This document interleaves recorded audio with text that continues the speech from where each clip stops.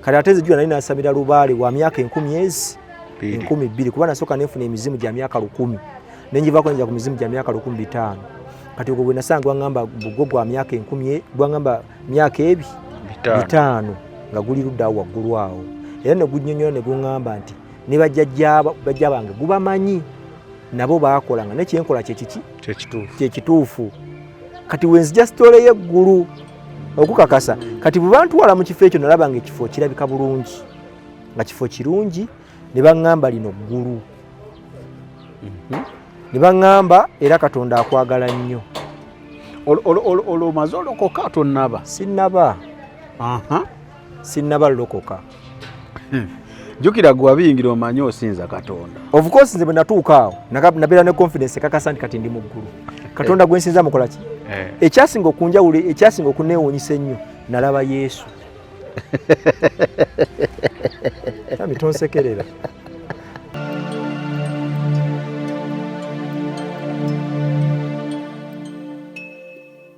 Ng'oyagala okumanya ebiriko tambula n'abaliko enzige ebuuka nanzige olaba n'abazungu baakiraba nti birds of the same feather kati nno nkuleetedde banywanyi bo mu nsonga zonna ezikwata ne tekinologiya Yoshitech Services bw'ova ku bano ogenda kuwangatto Yoshitech Services be baliko oyagala kukuzimbira website oba application olina ekyakubulako mu system ya kompyuta yo bano babinoonya ne babikomyawo oba kyewandiise data recovery tebakoma okwo Yoshitech Services era bakuyamba okulaba ng'olina obukuumi ku bibanja bye ebya intaneti kiyite cyber security services era nga bakanika ne computers bano nakugambye bannakinku mu tekinologi era nawe ayagala okwebuuza ku kintu kyonna ekikwatagana ne tekinologiya tukwaniriza oyagala cloud services network services oba software development naawe beekwate basangibwa Rubaga Road opposite Barbados Hotel okuliraana Trinity Christian Church bakubireko ku noti 7 noti 5 519 715 oba noti 787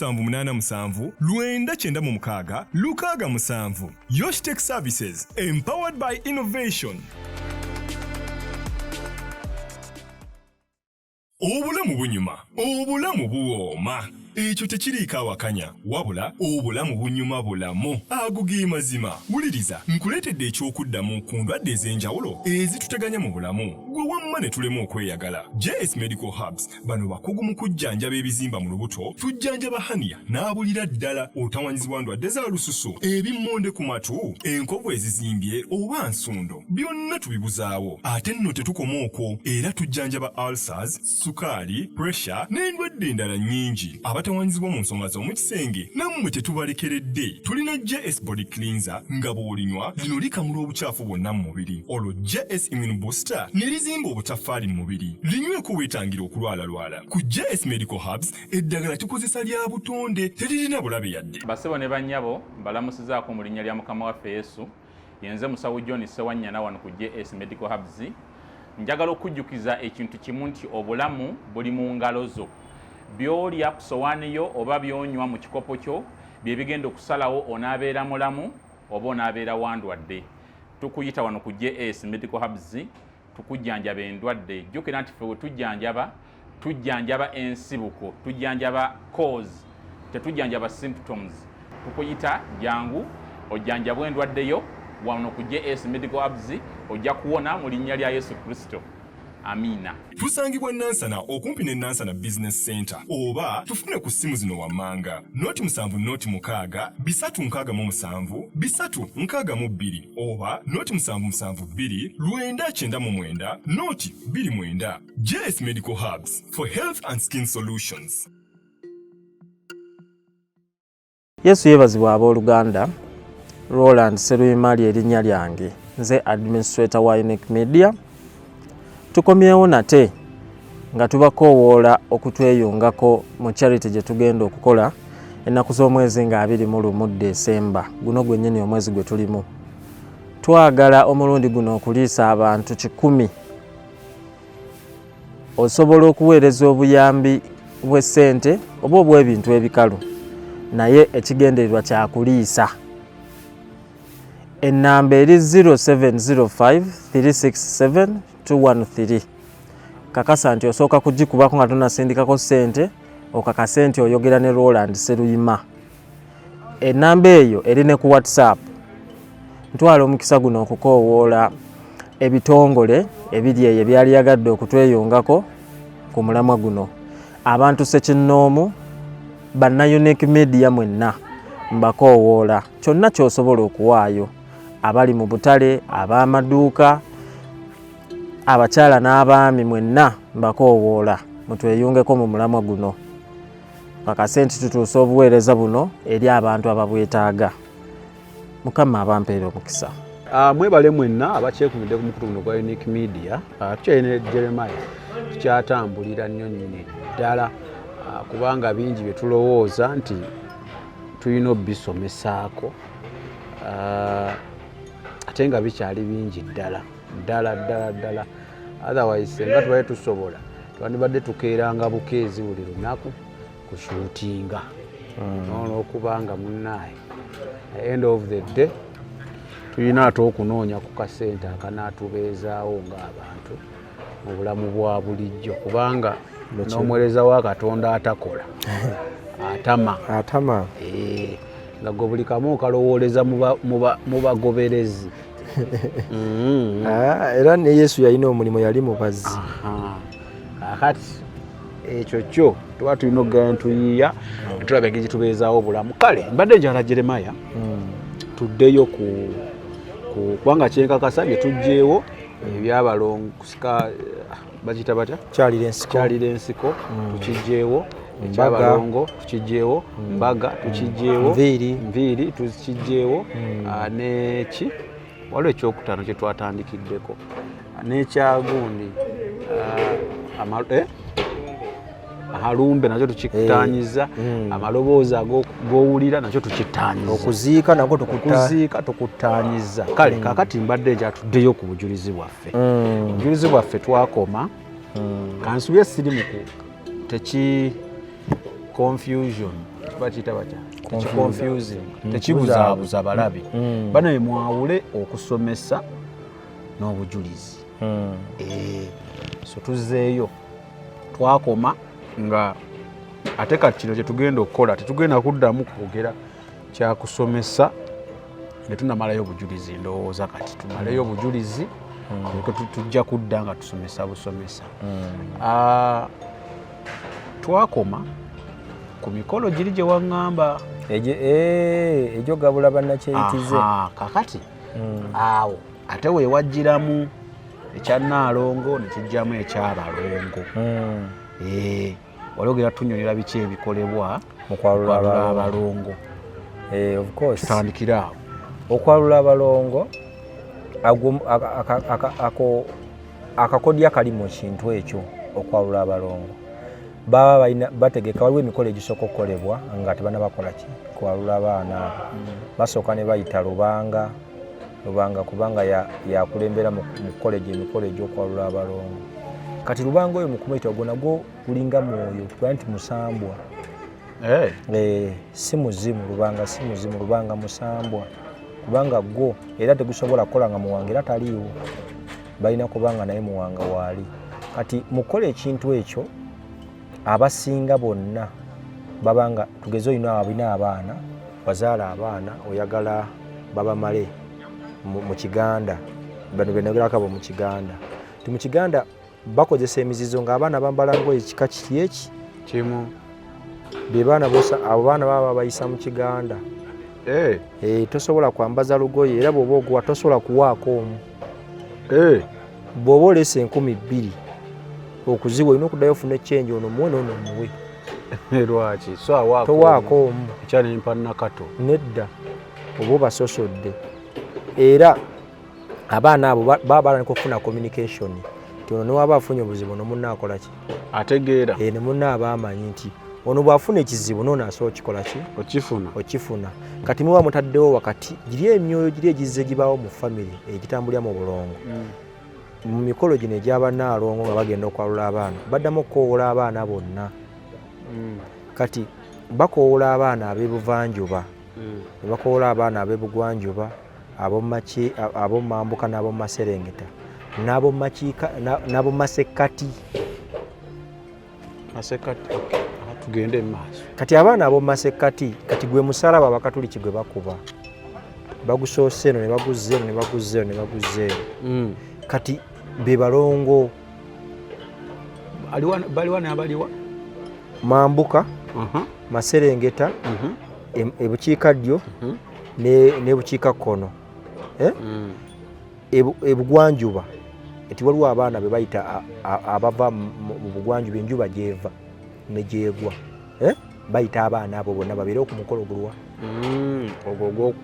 kati bano abaana be bagamba banga bayita abaana ba mirundi ena kati ne bagattako abo mu masekkati kati kiri bali abalongo wekigira ekyabaana bali bagenda okulona ku ttale ekyokukyalira ensiko be bamasekkati tembadde neebuuza ate abo be baliwa kati waliwo abalongo be bayita bakitereera bakitooke bannakityo baani agamanya gonna gonna ag'abalongo babakuŋŋaanya mu katigolo emu kati bamala okubakuŋŋaanya mu katigolo emu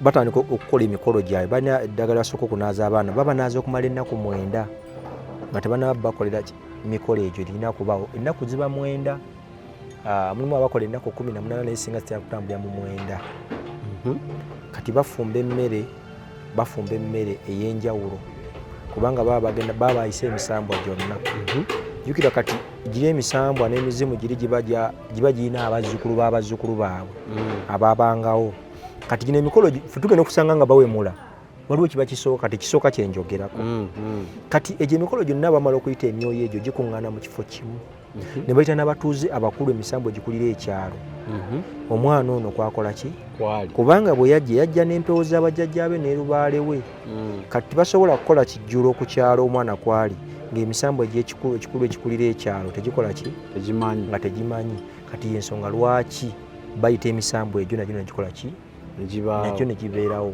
kati mu kubeerawo kwagyo bano kibawa opportunity okwongera nakukukolerako emizimu gy'ewaabwe bakoola emizimu egy'ebukojja nti Sami waba bamuzaala alina saidi ya maama we naye eriyo emyoyo niwabaawo ne Sami ekikamu ava naye eriyo emyo kati emyoyo gyonna bagikoola saidi ensajja ne saidi enkazi kati bamala okukoola emyoyo egyo ne gibeera nga giri mu kitundu kimu batandika okuyimba ennyimba eziyita abaana abalongo abali okumpi n'abeewala abaliira ne bayita emizimu egiriira ku ndagala n'egya wansi ndowooza otegedde wali Yesu wayogerera nti tetumegana na mubiri na musayine n'emyoyo egy'amasaza egy'omu bbanga kati waliwo emizimu egituula ku ndagala egyazaala abaana bano gye giba gyazaala anti jjukira olunyiriri mwe muba muva be baba abazadde ababazaala kuba tulaba oli agana agamba ndi muzzukulu wa gundi ne mu kika kya gundi nva mu lunyiri lwa gundi musiga bwe riti ekyo kyabagezaako tegeze babayita abaabazaala babeerewo ku mukolo ogwo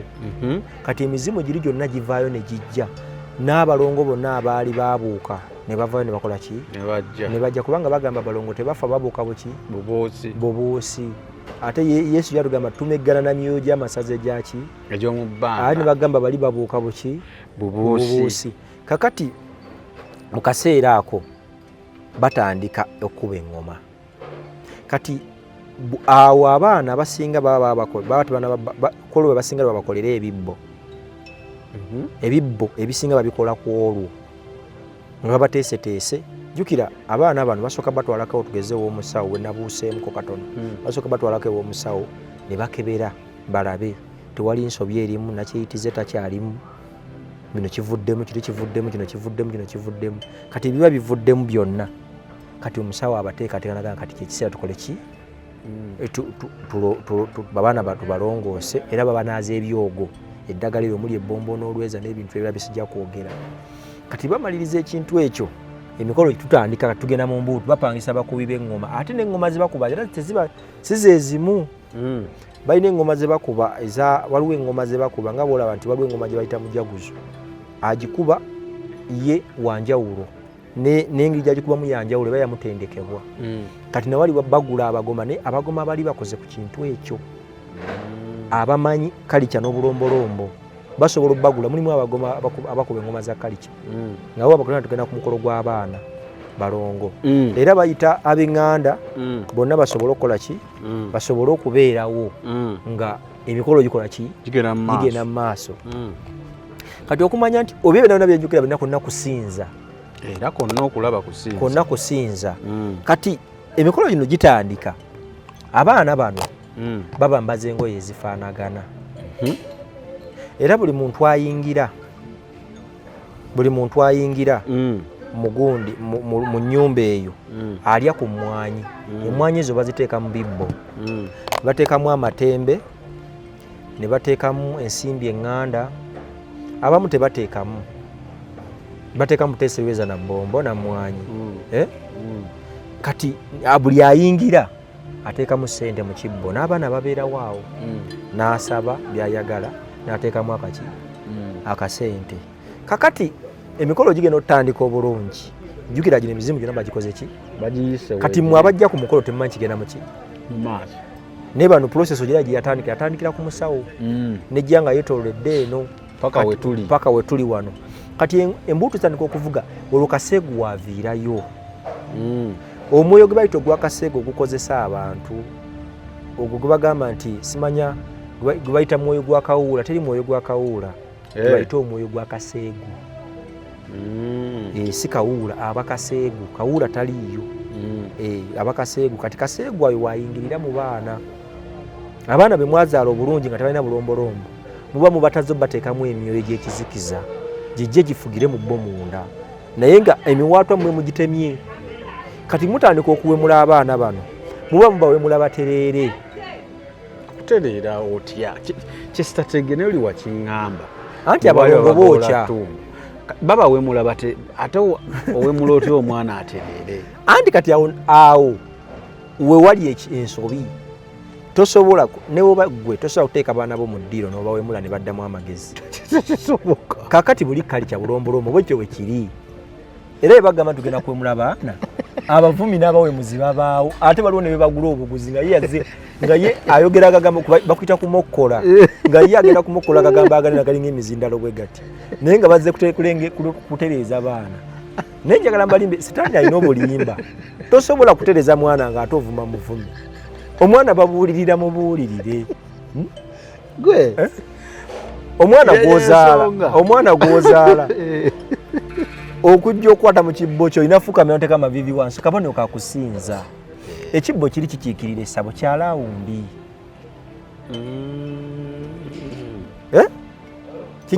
kikiikirira essabo omwana gwomuzaala ate tosobola kujja kikwatamu nga tomaze kunaaba ku ddagala oyinza okuba olina gye wayiseeku walidde wayise mu bwenzi walidde ku mbizzi tokkirizibwa olina okunaaba ku ddagala ojje weewombeeke oteekemu ku ssente olye ku mwanya osabe ku baana kati ekigendererwa ky'okuvuma abaana bano oba okubawemula batereere okuva ku ki anti kati jjukira baba bookya bagamba omulongo yasiba era yasumulula kyasibye empaawo akisumulula nekyasumuludde empaawo akisiba naye ekyo kikyamu yesu kristo atugamba mu kubikkuli 3:7 nze nzigulawo era nze nzigalawo nze nzigulawo ne wataba akola ki aggalawo kati ekyo kibagamba nti kiri mu balongo mbu bebaggalawo ate bebakola ki balimba ekyo si kituufu kati firimu eri awo kuwemula abaana bakole ki batereere naye abaana muba mumaze okuyita emyoyo ekyasinza okuba emibi gibatuulemu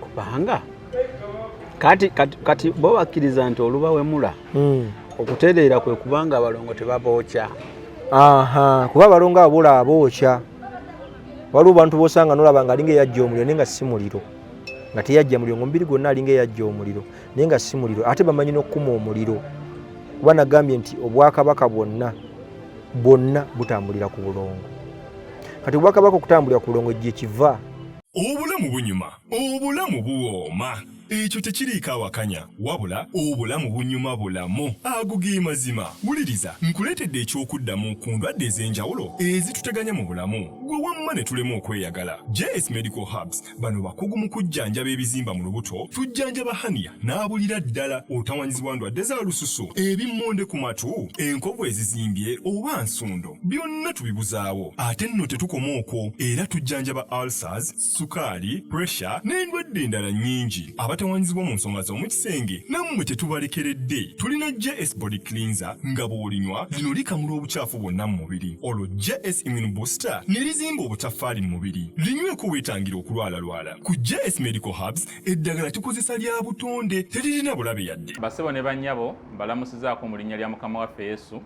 Yenze musawo John Sewanyana wano ku JS Medical Hubs. Njagala okujjukiza ekintu kimu nti obulamu buli mu ngalo zo. By'olya ku sowaani yo oba by'onywa mu kikopo kyo bye bigenda okusalawo onaabeera mulamu oba onaabeera wandwadde. Tukuyita wano ku JS Medical Hubs tukujjanjaba endwadde. Jjukira nti ffe we tujjanjaba ensibuko, tujjanjaba cause, tetujjanjaba symptoms. Tukuyita jangu ojjanjabwa endwadde yo wano ku JS Medical Hubs ojja kuwona mu linnya lya Yesu Kristo. Amina. Tusangibwa Nansana okumpi ne Nansana Business Center oba tufune ku simu zino wammanga noti 7 367 362 oba noti 772 999 noti 29. JS Medical Hubs for health and skin solutions. Bana abaana abalongo bali betuyisa ba mirundi ena bali abaana abalongo ba mirundi 5. Abebuvanjuba, abebugwanjuba, abomambuka nabo maserengeta nabo masekati. Kati masekati yegwe. Jukira bwoyita gire emyoyo egiveno, jukira oba oyita ku nsonda ennya ez'ensi.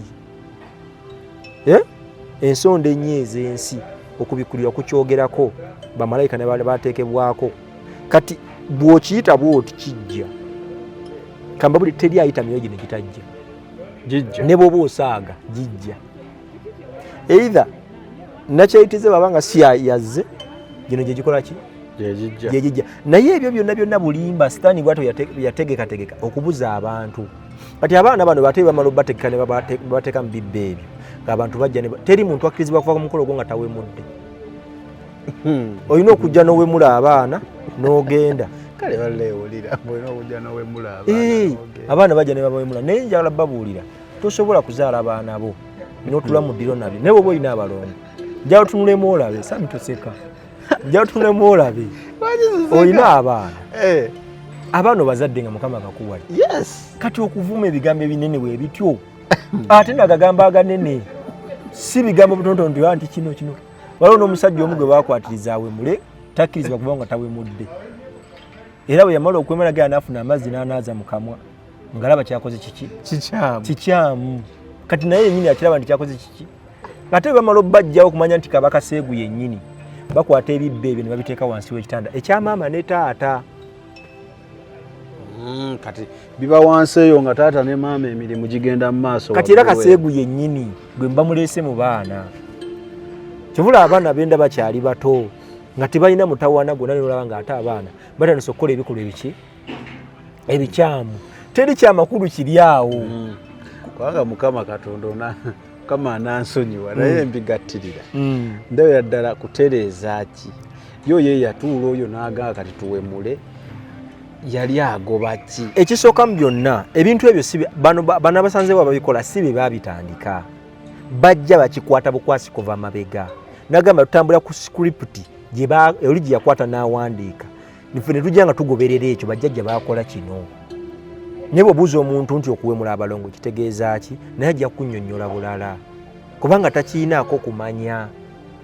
Naye ng'okuba kwonoona bwonoonyi baana tekuba kulongoosa wabula kuba kwonoona. Yesu Kristo yekka yaggulawo kamba buli teri mulongo asiba n'atasumulula. Nedda omugguzi ye muggazi bamuyita Kristo. Ayogera mu kubikulirwa 10 ayogera mu kubikulirwa 3 lunyiriri wa 7. Nagamba nze mugguzi bwe nzigulawo teri akola ki teri aggalawo. Kati bino bye batugamba bifu ebyo si bituufu. Basami abaana abo bamala obbakolera bulungi ne batereera aye n'ogenda okuwulira ng'era simbizi esibye kubanga abaana abalongo abo nga bayambibwako amayembe be bakola ssente. Be bakola ssente kana amayambi gabeerawo okuyambako buki naye abo abaana abalongo be batambulira mu kategole y'ebyensimbi. Olaba obugagga obusinga buli mu nnyanja kubanga mukasa w'ennyanja asinga yagaba obugagga yalina abaana. Yalina abaana. Bano abaana ab'okulukalu amaanyi ge balina matono. Amaanyi agasinga gali mu nnyanja. Kyova olaba omulongo asinga abalongo obukulu bamuyita omulongo mayanja. Omulongo mayanja ye mulongo omukulu owa Mukasa w'ennyanja. Kati ate jjukira Mukasa ye mu kategole y'emisambwa ye talina nnyo bingi byakwe akakasa bukakasa nti ndi w'amaanyi kasita ogenda mu bano baani ne bakuwa amaanyi bamayembe ne bakuwa kiye Mukasa ajja kuyiwa kukakasa nti nga bonaga nti bamutaddeko anointing bamwanoitinze bamukakasizza Mukasa akakasa bukakasa era gye basembera buli muntu yenna asamira lubaale kituufu buli muntu yenna asamira lubaale eyo gy'alaga nga bamukakasiza bamutongoza nti kati oli musawo yakakasa jasi yakakasa baki wagaana era bwagaana addayo kubaako gyakusindika bw'atunula mu bigezo byo nga mutuufu tonnayita abaako gyakusukuma ng'akuwa liteeki era ebiseera ebisinga abasinga bye bagenda mu nsozi ezo nga byebuuza tafunye kuddibwamu nga bamusindika ewa kawumpuli kati gwe bayita jjajja kkubo gwe bayita seruggula miryango bitegedde kati olaba waliwo eddiini emu ezuukuka ku makya nga bazuukuse ne basooka ne bateekayo ekigere ekisooka ne basaba kati baba basaba oyo kubanga ye bw'oba ofuluma ku makya ng'ogenda kukola olina kusooka muyita nti ŋŋenda kukola mperekera nti jjajja ŋŋenda kukola gwe seruggula nsaba onzigulirewo kitegeera naye ffe tulina Kristo ye mugguzi era ye muggazi kati ebyo byonna byonna katigole eyo gy'olaba bano baba basaba ogwo guba musambwa gwa basaba kati Mukakasa bw'agaana okukakasa nga bw'ogambye akusindika ewa musomesa omusomesa mu lubaale mwonna gwe bayita kawumpuli ekkubo kati nze bwe nawuliranga kkubo naye birina oda enscript kambabulire kizibu nnyo gitegeera oda weeri kizibu nnyo tegeera ebintu bino nga tosoose biyitamu ate bw'oba tobiyiseemu tewegomba bigendamu kubanga emisambwa gyonna kwandaba buli kuva gye twava ng'otunyumiza olaba nga buli gumu gulina omulimu gwagwo buli gumu gulina omulimu gwagwo kati ba abaana bakola ku kyakulongoosa ensonga eziganye mu lubaale nga zaagaana abalongo be balongoosa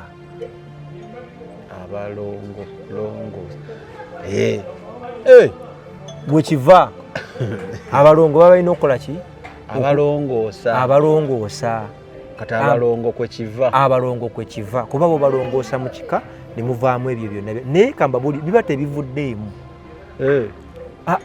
oliwa kiringa Sami omuntu okubuulira n'abanga kituufa n'akubuulira amazima n'agamba naye okwenda kibi n'atakubuulira kwenda ki eri agamba nti okwenda kubi nga agambye kwenda okw'abakazi n'atakimanya nti ate ogenda okusinza ebibumbe nako kwenda kati ekyo aba takikwidde naye nga mu lubaale muno kati oli Mukasa aba alemeddwa akusindika ewa kawumpuli kati kawumpuli bw'ogendayo akuddamu n'akulambika kati be bantu abaloota ennyo nga bali mu masaŋŋanzira ebirooto omuna n'oloota ng'olaba obadde olina gy'ova bakugoba naye n'otuuka mu makubo gali ana n'ogamba oba nkwate eno nga makubo ogalaba mangi nga tosalawo kati ogwo omusambwa guba gwakutaayiza ng'oli mu masekkati gaagwo nga gwakubuza amakubo nga tosobola kulaba kubo ly'obwa Katonda ate nga n'egyova tosobola kukola ki ng'oli mu masekkati bwe bantu b'osanga ng'ensi yamuta nga balaba mulabe nga buli kimu kyagaana ssente bwazikola tazirabako ne bwakola bizinesi teyitamu yaba yamukwatira awo n'amuleka mu kategole eyo bw'atyo kati byegyemiyo abasinga baloota nga bali masaŋŋanzira baba bali mu kkubo lya musajja oyo era omusajja oyo gwe bayita kawumpuli oba kkubo omusomesa atambulira nnyo okutambulira mu kifaananyi ky'omukulembeze omu ali nga bonna alaba nti Katikkiro atambulira mu kifaananyi kya Katikkiro kyeba basinga baloota Katikkiro baba baloota oyo ye Katikkiro mu buwangwa n'ennono gwe bayita Katikkiro oyo kkubo kasita otuuka mu kategole eyaawo omanya nti era ebiseera ebisinga bagamba genda ku kyoto kye akubuulira ekiddako nga byonna bikusobedde emisambwa bino gukuvuga eri bw'ogenda wali ye yakubuulira ekiwanaga nti kati genda wano era ye bw'alemererwa gwe nagamba yakusindika ku muwanga awo bwe biba bimulemye biba biganye kati bana abalongo egyo emikolo gyonna egibeerawo baba bagezaako kubanga buli mu lubaale nga bwolaba emizimu giyina gy'emizimu mizibuzimu nsi kyekigiyisa emizimu omuzimu muntu mu kalica bwe batyo bakyogera nti omuntu eyajja mu muntu omuzimu muntu yajja buzzi teyali mu muntu yajja buzzi ensonga lwaki baguyita omuzimu era bw'afa bagamba omugenzi kubanga aba agenze yajja mu muntu aba afuuse mugenzi agenze eyajja mu muntu kati oyo ye mwoyo omutukuvu eyajja muki mu muntu kati bogo bayita omuki omuzimu okitegedde kakati bwe ntambulira eyo natuka ekiseera nembanga abalongo abo ate kyesitogeddeeko nti abalongo abo tosobola bayita baalula bana bbawe mulanga oli musajja wekka era nemba abasawo bonna abakola ebibbo by'abaana ebyabalongo tasobola kuwanga balongo ng'ali bwomu kabenze wadde nti nali mmanyiiko kyemmanyiiko naye nga nyina okufuna omuntu bwe tuva mu kika ekimu bwe mba nga siina mukyala wange taliiwaawo nyina okunoonya omuntu bwe tuva mu kika ekitya ekimu kati ono ayita abaana ab'obuwala nze mpita abaana ab'obulenzi kati awo tubeerawo olubanga wabeerawo ne mukyala we kati mukuyita emyoyo gino emyoyo mugiyita gijje mbulamu ne mulaba ebintu bino gye biva gwoyita si gye gikuyita gwagiyita gwotema ekkubo kuba yo Mukama Katonda akuwa okusalawo kati gwotema ekkubo n'oyita emyoyo gino ne gikola ki ne giyingira mu ggwe naye ng'ate olina chance n'okusala n'ogana naye bintu bino sijja bikola sijja bikozesa kati gwoyita si gye gikuyita kati gyo gijja gitega ebirooto ebyo ebirooto by'abalongo kwalula abalongo tekiva mu bbanga tekiva mu bbanga kijja luvannyuma bajja ojja oloota ebirooto ng'olaba oli mu bwana oluusi bw'aba mukyala alaba bamuyonka amabeere alaba nga buyonka agenda okuzuukuka ng'ennywanto zimuluma ng'ayonsa agenda okulaba ng'azanyisa biddole mu birooto agenda n'oloota nga oli mu baana bangi oli mu bagabula oli mu bafumbira emmere olaloota nga olaba oli mu bwana oli buzannya nabwo ebirooto abalongo bajja baloosa ebirooto naye taata w'abalongo abantu bonna basaalongo nga bw'olaba nti ogwo gusambwa ogwawalombe nagwo gwo saalongo ate n'olaba mukasa naye saalongo abasinga emisambo egisinga gyonna gyonna girina abalongo baagyo kubeera bw'olaba kinene naye alina abalongo be alina omulongo gwe bayita kizza waliwo magobwe abo bonna bonna naye nga bino byonna sikuriputi naye ng'omuntu ali atya bino byonna byentemaatema omusambwa guli ogwo sitaani ali atya teriyo sitaani wakubiri sitaani bwe yali agwa yagwa n'ekimu kyakusatu ekyabamalayika bebazanya paati ezo bano beyagwa nabo bebazanya paati ezo kati paati ezo mu kuzizanya buli muntu banoonya engeri gye bayinza okuzikirizaamu ensi eno nga omuntu tagenze mu ggulu naye ng'ali mu geyeeni kuba sitaani ye takyalina chansi egenda mu ggulu teriiwo kati mu butaba na chansi egenda mu ggulu azanya paati si zino zonna tutambulire mu kalica nga bwe nakunnyonnyodde nti teri mukulembeze oba obwakabaka bwonna kabaka yenna yali alinnyeko mu ggulu bwe nagira nabasanga mu geyeena nabasanga mu geyeena bamuteesa baani nabasanga nga gye bali kubanga ekika ky'abembogo kiva mu lulu lw'abakabaka balangira be bali bakitambuliramu okuva ku mukulu w'ekika Kayira Gajuule yasooka yafa naye ali mu geyeena taliiyo mu ggulu gwe batambuliramu ng'omukulu w'ekika ky'abembogo naye mu ggulu takola ki taliiyo kati lwaki nkugamba ebintu bino nti eno sikuriputi ey'abalongo mayembe mizimu misambwa kiri ekintu kitya just omulabe yakiyuzayuza nga bw'olaba nti waliwo eddiini y'obuyisiraamu waliwo ey'aba Seventh Day waliwo ey'abakatoliki waliwo ey'abadventist naye nga kiri ekintu kimu gwe bakolera ali atya omu kati Katonda tayinza kukeera ku makya n'akola ddiini 10 ng'ate ali omu takeera ku makya n'akola ebitabo n'akola Bayibuli ne Kulaani tekisoboka kitegeeza abaako nakitya na kimu ekituufu kati ne Katonda ali atya ali omu bw'owulira mwoyo mutuukirivu n'owulira Yesu tebali babiri, Katonda asigala ali omu. So kategori ezo ez'abalongo tuzogeddeko zoka tuzikomyawo. Then kati tugende ku program endala eddako. So ekirala ensisinkagana emyoyo, waliwo emyoyo egifuga waggulu awo. Malo system ezo ez'abantu abalonga ntandise okugira abalongo abo nga begambye nti amulongo tomuyita bw'omu. Ngambe weetaaga omukyala oba omwami. So obwobeera omwami noyita tebasobola kujja oyitako ba kitundu kimu. Bajjako ba kitundu nga musajja oba abaana ab'obulenzi, naye abobuwala tebakola ki, tebajja.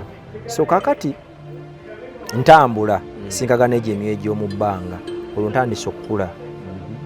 Sinkagana egyo emyoyo egy'omu bbanga, kati waliwo emizimu gye nasanga nga giri mu myaka 5,000 nga giri waggulu awo, nga gigamba ffe tetwagenda, era nga gigamba naffe twali tuweereza, era Katonda tukola ki, tumumanyi, era kyoliko kyekituufu genda muki mu maaso, kubanga naffe bajjajjaabo tubamanyi, twakolanga nabo era twabalabanga. Tijajjawo si yegundi nti yeye, tijajjawo si yegundi nti yeye, nga bonna babansomera, kubanga nze nalabako okuva ku lubulu lw'abajjajjange mabega baali bassekabaka bakabaka bambalanga engule mu kika kya Bimbogo mwe natambuliranga, nabasinkaganangamu nga mwebali. Kati nsinkagana egyo emyoyo egy'omu bbanga, kati abasinga lye bayite eggulu erisooka. Kati we najja statement egamba nti eggulu liri litya limu. Kati nsinkagana emyoyo mu bbanga awo, naye mu bbanga we nasinkagana emyoyo egyo ng'oyinza okulowooza ggulu, era nga bw'otuuka mu kifo kiri olina w'oyita, naye bw'oyitawo wabaawo force ate kasuka. Mu bbanga waliwo w'oyita nga waliwo force ey'amaanyi, kuba kati waliwo egyo emizimu egiri awo gitaagenda. Muzimu gwangamba gwa myaka 5. Kati ate nzijjula nali nasamira lubaale wa myaka 10,000 kuba nasooka nefuna emizimu gya myaka 1,000 nenjivaako njja ku mizimu gya myaka 5,000. Kati ogwo bwe nasanga gwangamba gwo gwa myaka 10,000 gwangamba myaka 5 nga guli luddawo waggulu awo, era ne gunnyonnyola ne guŋŋamba nti ne bajjajja bange gubamanyi, nabo baakolanga nekyenkola kyekituufu. Kati wenzija sitole y'eggulu okukakasa, kati bwe bantwala mu kifo ekyo nalaba nga ekifo kirabika bulungi, nga kifo kirungi, ne baŋŋamba lino ggulu. Ne baŋŋamba era Katonda akwagala nnyo. Omaze olokoka tonnaba? Sinnaba lokoka. Jjukira gwe wabiyingira omanye osinza Katonda. Of course nze bwe natuuka awo nabeera ne confidence ekakasa nti kati ndi mu ggulu. Katonda gwe nsinza mukola ki? Ekyasinga okunjawulo, ekyasinga okuneewuunyisa ennyo nalaba Yesu. Tami tonsekerera.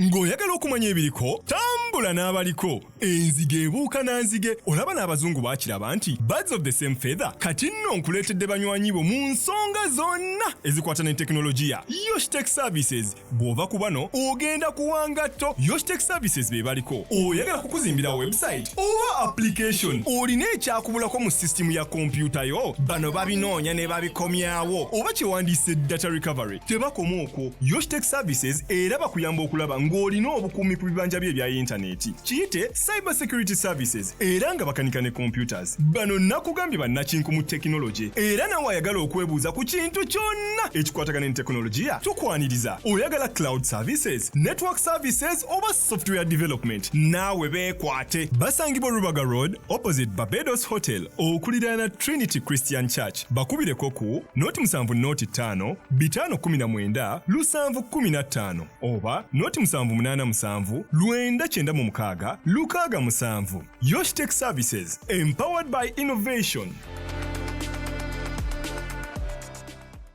Abalabi ba Unique Media nga bwe mukimanyi bulijjo bwe mukiraba mu video zaffe ezibadde nga zijja zizannya, tulina charity ennaku z'omwezi nga 21 December. Nze Roland Seruyima era nga ndooza nze nkirimu. Leero tuli wano ku Sakvich abakola Joy Laundry Bar Soap bali enendejje, era batuwadde sabbuuni okusobola okontributinga ku charity ng'omulanga bwe twagukuba. wenna ali eyo naawe osobola okutweyungako okulaba nga tusobola okuliisa n'okubeezaawo abantu 100 nga Samike bwe yabagamba mu video ziri enkadde okulaba nga nga bayita mu nnaku ezo ezijjaawo eza Desemba enkulu. N'olw'ensonga eyo njagala ntwala omukisa guno bagamba akuwa naawe gwowa.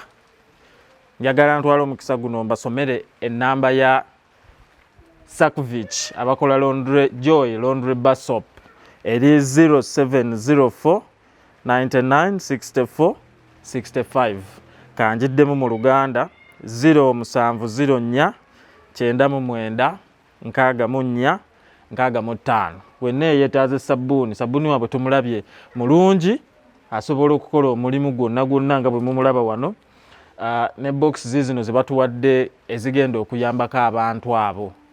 Kakati n'olw'ensonga eyo wenna akyali eyo naawe tukukunga oli wa kitongole ng'oyagala okutweyungako oli muntu ssekinnoomu njagala okubategeeza bw'oba olina obuyambi bwonna bwe buba bwa nsimbi obusindika ku 0705 36 7213 eri mannya ga Roland Seruyima. Osobola n'okusooka okugikubako era Roland nze nja okugikwata.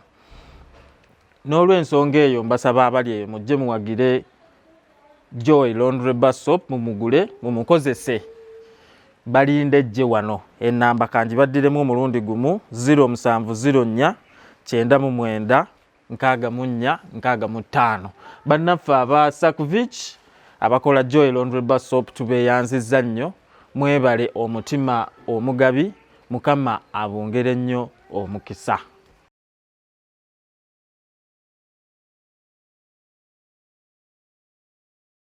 Wabulabawa bugula erisooka.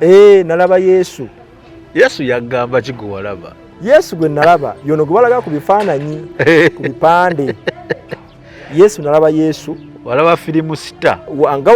Nga walaba firimu ya Yesu bwe bagizannya bwe nalaba omusajja oyo.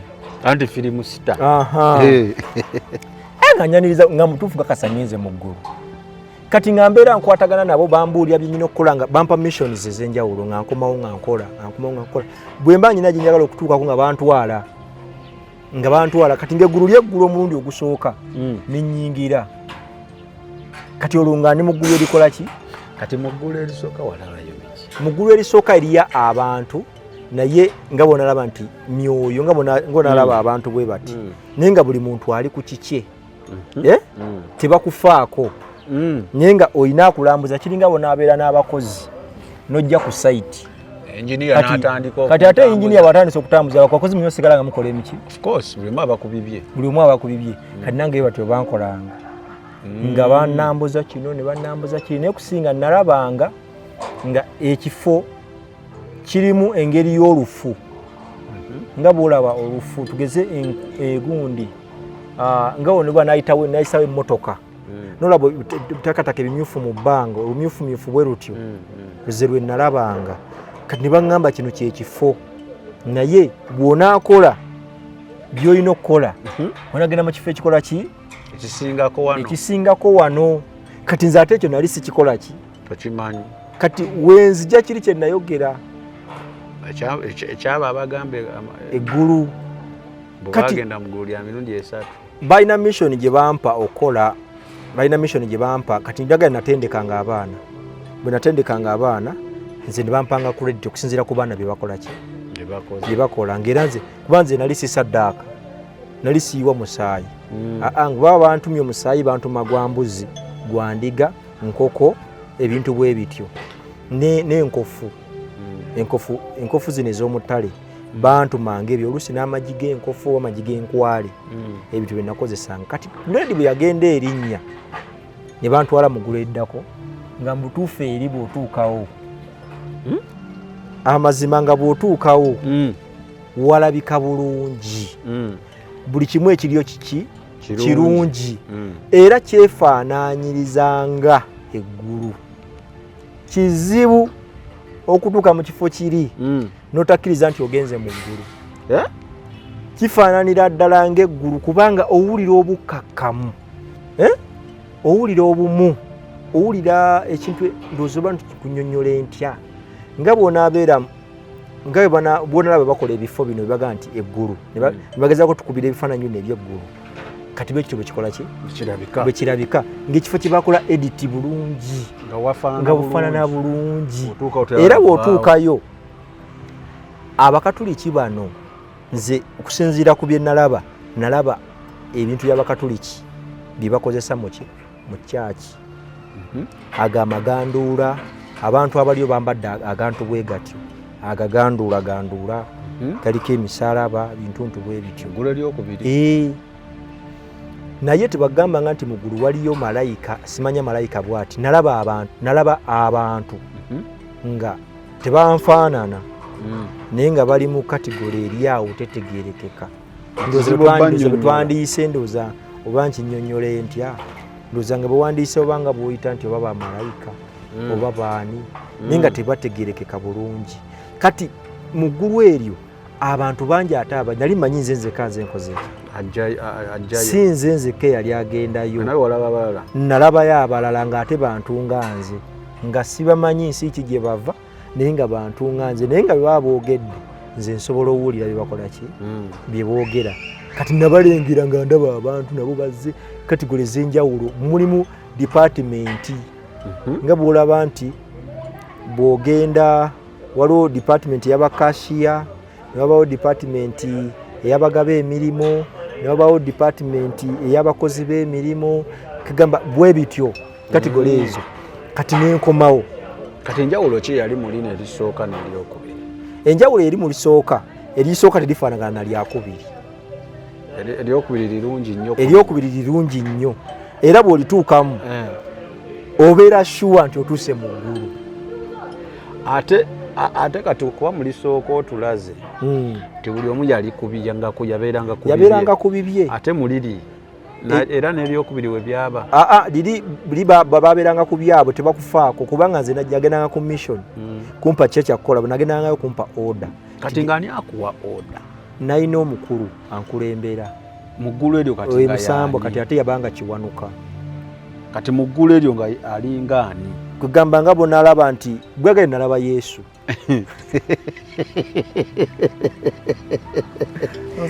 so ye yabanga nga Yesu nalaba Yesu so Yesu ono gwe bakuba ku bipande so Yesu yakuwangazi order webale nnyo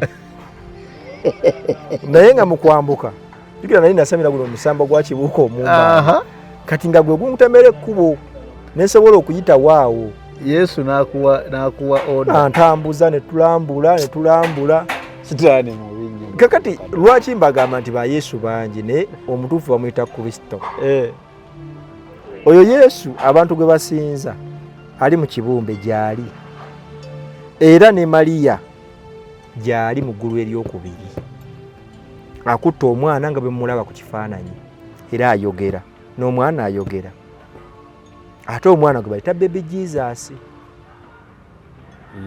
naye si yeye ogwo ogusambwa abakatuliki gwe basinza gwe bayita Mariya oyo gwe bayita Mariya wano mu nsi gye tulimu maama wa Yesu abakatuliki gwe basinza gwe bayita maama Mariya era ye Saala eyabiikira Mariya bagisaba ti Mariya abasonyiwe ebyonono byabwe tebasaba Yesu basaba Mariya otusonyiwe ebyonono byaffe paka mu kaseera ak'okufa kwaffe otwogerereyo eri Katonda kuba gwe nnyaffe eyazaala ani essaala eri mu Matayo 6:9 si gye basoma eyo bagivaako kati eri essaala guli gwe gwabawa essaala eyo omukyala era abakulembeze bonna abasinga awo we basinga we bava amadiini gonna agasinga gavaawo kati nze bino ebintu nali ngambiraba nga ndowooza byakusaaga era nga ndi shuwa nga kizibu nnyo okunsanga ne gaasige nanko mu ggulu nga n'omukono ogujjako nga nzikiriza nagenda ki mu ggulu ogutali gumu ate nga nkimanyi mbeerayo kubanga jjukira nalina connection kati okubeera mu busamize okugenda mu Geyeena si kizibu era buli musamize ndaba yali agenzeeko mu Geyeena wadde tamanyi sogenda mu Geyeena ntomanyi ng'oli bwagamba nti ye teyalaba Sitaani naye nga teyali naye kati ogenda mu geyeena ng'oli musamize kyangu nnyo kubanga emizimu gy'oyita oba gy'osumulula ogisumula gijja mu magombe akuleetera emizimu gwe bayita sitaani yennyini gwe bayita omusambwa gwa walumbe ye sitaani mwennyini kati ate gwe olina okuyitamu kubanga gwe bayita bulamu ye bulamu gwe bayita kkubo amazima n'obulamu nga bwolaba mu Yesu bw'atugamba mu Yokaana 14:6 kati naye ye buli kimu kati bw'osaba oli yakola ki yawulira yaddamu kati buli muntu yenna omusamize agamba tagenda nako mu geyeena bw'obanga wali oyiseeko omuzimu gwonna n'oguyita okuva mu nsi gy'otaliimu kitegeeza guva mu magombe ne gujja era bw'olaba nga olwota otambula n'abafu ng'abantu abaafa b'obeera nabo kitegeeza oba oli mu geyeena ne sitaani tayagala kukulaga nti oli mu geyeena kiri ekifaananyi akibikka sooka ojjewoka mukomensi awo waliwo omwana yagamba nti ate munatusonyiwa we tukoledde leero waliwo abakoona balina bye bakola naye temanyi mujja tuwulira bulungi omukyala oba mukyala oba mwami sirishuwa naye yagambye nti aloota maama we tamulabangako kuba mbu yafa muto naye amuloota ng'amuwa obuyambi omwana ono yawa maama oki obuyambi naye mu kirooto amutegeera nti ono ye maama kitegeeza ki ekyo anti mu nsi y'emyoyo omuzadde bw'aba nga akyalina akalandira akakufuga aba asobola okutuuka kuba nawe osobola omutuuka ate mu buli bwe oyinza kuba nga tomumanyi kati bo bakonectinga mu nsi y'emyoyo bakyali kimu kati omuguwa ogwo kasi ogukutula okululandiro olulimu n'agamba nti negaana endagaano z'abafu kaabe nnyange nga wafa todda mu bulamu bwange nze nina Yesu Kristo okuba omulokozi wange oba okutudde endagaano ogaa negaana endagaano z'abafu naye buli wabanga mu kirooto ajja n'omuwa obuyambi kitegeeza mutula ku meezi etya oba okkaanya naye kati wano jasiina emizimu gy'ogoba ogigoba lwakuba nti tobimanyi naye ate mu nsi emwe ne mubeera kitya ne mubeera omu kati eba olina kukutula ndagaano ezo ziveewo so kibi kubanga bw'oba otandise okwogerezeganya n'abafu Katonda Bayibuli egamba nti si Katonda w'abafu ne Katonda w'abalamu so ekyo kikyamu era kibi si kirungi kwogera n'abantu baafa abantu baafa weetaaga n'obejjako si kirungi so muggulu ng'olonvuddeyo muggulu bantuteko mu geyeena ngenzeeko mu geyeena ntandise okulaba nga ndaba abantu naye nga bwe nakunnyonnyola mu kusooka nti saasooka kubalaba nga bali mu bulumi ndaba Muteesa asooka Muteesa 1 ndaba Muteesa owokubiri kati bandaga olulwi lw'abajjajjange ab'embogo mwe baakola ki mwe baava nga musululu mwoja nga bw'onaagamba olujjajja we yasooka ono n'addako bino bye tulanya mbunva mu lunyiri lwa gundi nenzira gundi ekintu ekyo kankiddemu nakyogerako buli lwolanya nti ndi muzzukulu wa gundi nva mu kika kya gundi mu lunyiri bwe ruti mu ssiga bwe riti mu kasolya ka gundi eyeebasa egindi oba okola ozza bujja n'endagaano kakasa sitaani nti nze sisinzangako Katonda gw'oli kibindize ndi kibyakyo jangu oyingire nveeno kubanga oba omaze okulaga okugjawo enkolagana fe tuli bazzukulu ba Ibulayimu Isaaka ne Yakobo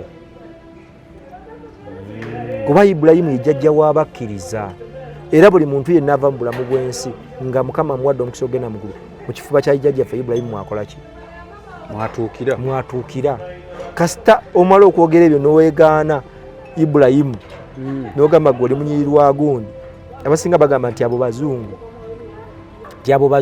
nti Ibulayimu wali omulabyeko bali boyogerako bazungu biri by'abazungu tebitukwatako kambabuulireko kalica ate eva Buwarabu n'emmusi z'abazungu endala okujja okusasanya amawanga gano naye kalica ejja enoonya tageti egi omuntu agenza atya mu geyeena nga yennyini yeesaliddewo tebakukase kuba sitaani atega emitego mingi kati gwe gwogwamu akutwalira ye tafaayo oba gwe toyagala kutta ajja kuteekayo batatta naye ngeri oli muki okufa ensonga lwaki mbagamba nti noonya kiki ekiri mu mutima gwo kikyokkiriza gwe nga ggwe ekiri mu mutima gwo kati mugeyeena nalabayo bassekabaka bassekabaka abaali aba Buganda nange besaalabako mu buliwo naye bwe natuuka eri nali mbategeera nga ndaba emizimu gyonna ne baŋŋamba nti muntu bw'afa ajja wano n'abaate n'abalala abazzukulu tubalindiridde batuuke bugamba kati omukulu akututa olambulako eyo olakulaga kinti goli okola bulungi ojja kgenda eno nze nkola bulungi nantwala ddage ku bajjajjange bonna. Ebyo byowulidde oba ebyogeddwa mu episode eno si birowoozo bya Unique Media nga channel awamu n'abagikulira wabula birowoozo by'abantu ssekinnoomu mu kiti kyabwe.